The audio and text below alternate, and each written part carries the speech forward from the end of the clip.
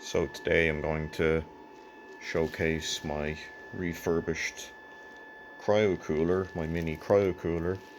And I've had this for a few years and I have installed it on this optical bench and it works quite well. It gets down to about 90 Kelvin and that's enough to actually demonstrate some principles of superconductivity using a few of my collection of high temperature superconductors. I hope to do that. So this is actually bismuth strontium calcium copper oxide ceramic powder, and this of course can be sintered into bisco targets, so bisco target crystals such as these.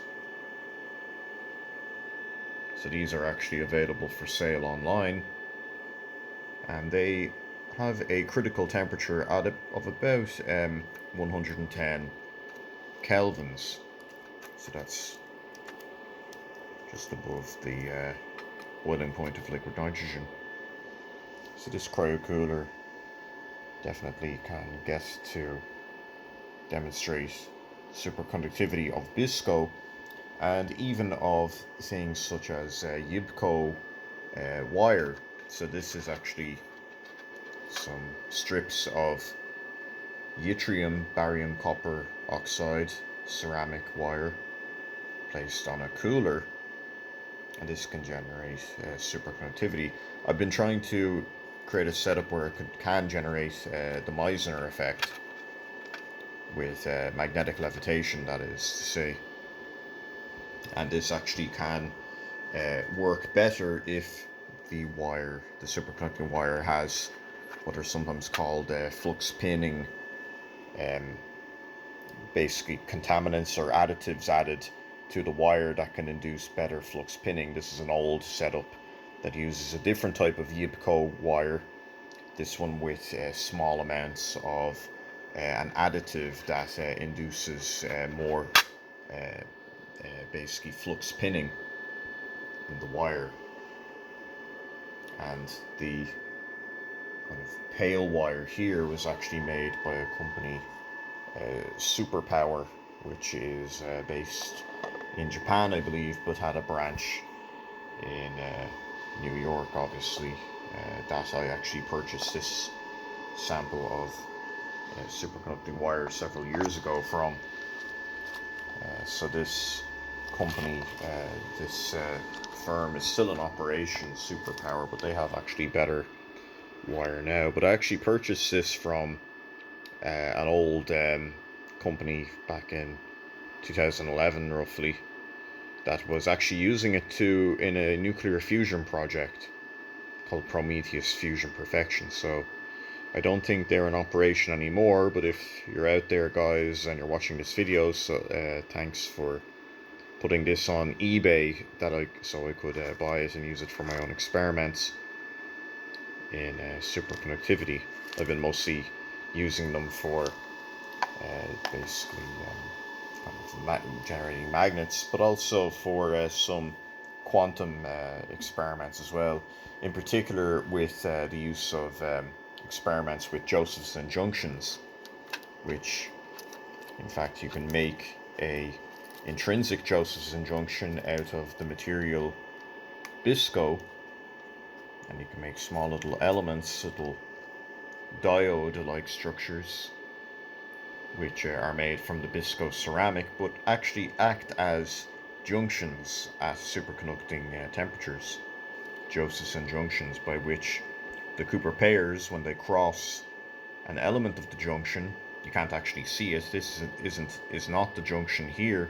These are two pieces of normal metal connect with the bisco ceramic in between, but at a microscopic, a nanometer level, the cuprate regions actually act as insulators, and the other regions act as the superconductors. And when the Cooper pairs cross the insulator barrier, they actually divide and they split, into two electrons again.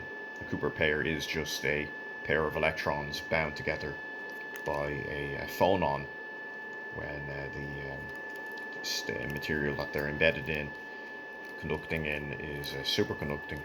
And when this happens, actually microwaves can be released, and indeed you can actually use intrinsic Josephson junctions to detect microwaves and other forms of light as well, including the infrared. And they actually are being used, tailored to make basically single photon detectors, quantum detectors, that can also detect the polarization state of light. Another material that can act as a Josephson junction intrinsically is, I didn't make this is made by a company, DuPont, is a material called TIBCO, which is another form of cuprate superconductor. So this was another eBay find. This is basically a disc of TIBCO, a thin film disc of TIBCO superconductor, and this can be used also as an intrinsic Josephson junction with some pretty cool experiments that I hope to get underway at some point in the near future. And without wouldn't be a video about superconductors without mentioning my kind of interesting collectible at this stage. It unfortunately has not been used as much as I'd like, but it's this basically film strip of 13 meters, 12 to 13 meters of Yibco wire, some of which I have used here. This was an original strip of about 13 meters. I've used about a meter of it already, just as kind of demonstration pieces. I haven't done any major experiments with this, but I bought this a few years back as a test kind of setup from, again, Prometheus Fusion, and they were selling it on eBay. So this is something I may use in the future, or I may sell it, in fact, online as well, because I've used some of it. It is working as a superconductor, and it's very interesting to see that this was manufactured with the intent for it to be used either in a magnet or in some type of setup. But it does work. In fact, it does reach superconductivity with liquid nitrogen.